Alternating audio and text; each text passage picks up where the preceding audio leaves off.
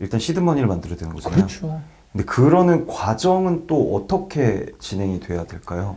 저는 이제 지금 흑수저 밀레니얼 대상으로 얘기하는 거니까 물려받은 돈도 없고 부모님 치트키들을 쓰기도 어려운 여건의 뭐 상속 같은 거는 꿈도 꿀 수 없고 오히려 병드신 부모님 봉양을 해야 된다고 한다면 제일 중요한 게 뭐다? 취직 잘 해야 된다. 그죠? 전공부터. 그러지 않고서는 이 모든 부담을 이겨낼 수 없기 때문에 그 이야기를 첫 번째 드린 거고 두 번째 취직했더라도 좀 답이 안 보여라는 분들을 위해서 저축하세요. 네. 그리고 저축을 뭘로 하세요? 예, 외화로 저축하세요. 아, 그래요? 핵심이 이거죠. 왜? 생각해 보십시오. 한국 정책금리보다 미국 정책금리가 더 높아요. 그러면 뭘 뜻합니까? 예금 풍차를 돌려도 네. 외화 예금 풍차를 돌려야 되는 거죠. 그렇지 않습니까? 예금 풍차 전략에 대해서 간단히 설명드리면 매 1년짜리 만기 예금을 드는 거예요. 그러면서 1년짜리 예금을 들고 나면 1년 뒤에 찾는데 이자가 붙죠. 네. 그 돈을 가지고 또 그 달에 자기가 저축한 돈을 더 붙여서 또 1년 단위 예금을 12개월 동안 내내 1년 단위 예금을 계속 가입하는 거예요.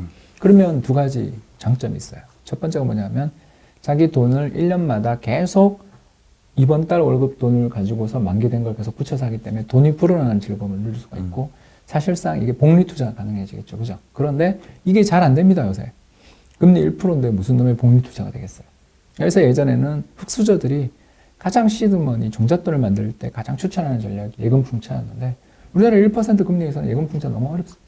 근데 우리보다 안티프레자일한 위기가 왔을 때 환차익을 기대해 볼 수 있으면서 그런 통화이면서도 우리보다 금리가 높아요.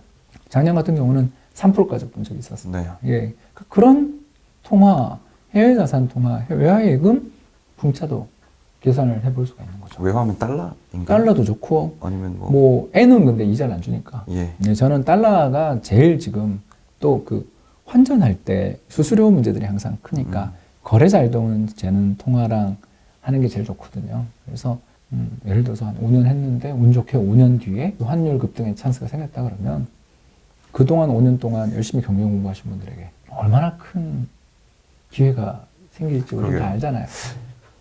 지금 듣다 보면은 이게 경제 위기가 왔을 때에 나의 자산을 지키고 동시에 성장시키는 방법 왜냐하면 이런 지금은 것들인 것 같아요. 왜냐하면 지금 이자율이 너무 낮으니까. 네. 옛날에는 그냥 은행 예금 저 같은 경우는 회사 처음 딱 다니자마자 어머님이 3년 만기 통장 아예 만들어 오셨어요. 네네. 거기다 넣어라. 근데 그때 금리가 12%였어요. 와, 이거 전 상상도 못할. 그러니까 그때 이유인데요? 저희는 그냥 그걸로 집 샀거든요. 그건 가능했었는데 이제 지금 1%는 해도 너무한 저금리니까 안전하게 은행 예금만 바라보시는 거는 죄송합니다만 안전하게 주고 가는 길이다. 재테크에서 네. 실패로 가는 길이 되는 거죠. 어떻게 해야 되냐? 위험 자산에 투자를 해야 돼요. 근데 위험 자산이라는 게 뭐냐? 주식이죠. 예를 들어서. 근데 주식에 그냥 투자를 하면 됩니까? 그러면 안 되죠. 그죠? 한국 주식만 하면 됩니까? 안 되잖아요. 되죠. 한국 주식이 장기적으로 침체될 수도 있는 거 아니에요. 그렇다면 해외 주식과 같이 해야죠. 그러니까 외화를 투자의 기본 옵션으로 넣어야 된다는 거죠. 뭐 예를 들어서 내가 월 100만 원을 저축하는데 그 100만 원에 저축이 있다면 저는 예를 들어 이렇게 하겠습니다. 30만 원은 한국 주식, ETF든 뭐든 펀드든 또는 개별 주식 공부해서 사세요. 70만 원 정도는 해외 주식이든 해외 예금이든 해외 리츠든 꽤 크네요. 70%면은. 저는 젊을수록 더 많이 해라. 이렇게 말씀을 좀 드리고 싶습니다. 저는 이제 반대로 우리 원화 자산이 이제 점점 더 많아지니까 해외 자산을 예전보다 적게 가지고 있습니다. 이 전략을 한 10몇 년째 하고 있는데 네. 괜찮으세요? 수익률이. 공부가 부족하면 떨려요. 네. 그래서 아까 이야기한 것처럼 뭐 금융위기 때 집을 경매를 받고 이런 건 못했어요. 그러나 여러분 옵니다. 2016년에 환율이 1,300원 그때 브렉시트 때 갈 때 외화 예금 가지고 있었던 걸 다 해지하고 그걸로 국내 자산을 매입했거든요. 여러분 늦지 않아요. 조급해하지 마십시오. 우리나라는요 워낙 개방된 그리고 신경질적인 경제예요. 너무 비싸다 그러잖아요. 굉장히 별의별 일에 시장이 흔들려요. 영국이 브렉시트 한 거랑 우리가 뭔 상관인가 싶은데 환율 급등하고요. 최근에 홍콩 좀 안 좋은 뉴스가 들릴 때마다 우리 시장이 더 빠지는 것 같아요. 상해 시장보다, 홍콩 시장보다.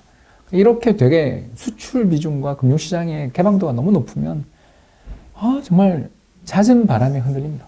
그만큼 그때마다 기회도 기회가 있다. 예. 이걸 나쁘게만 보면 헬조선이죠. 그러나 제 생각에는 재테크를 위해서는 여기는 헤븐 조선이다.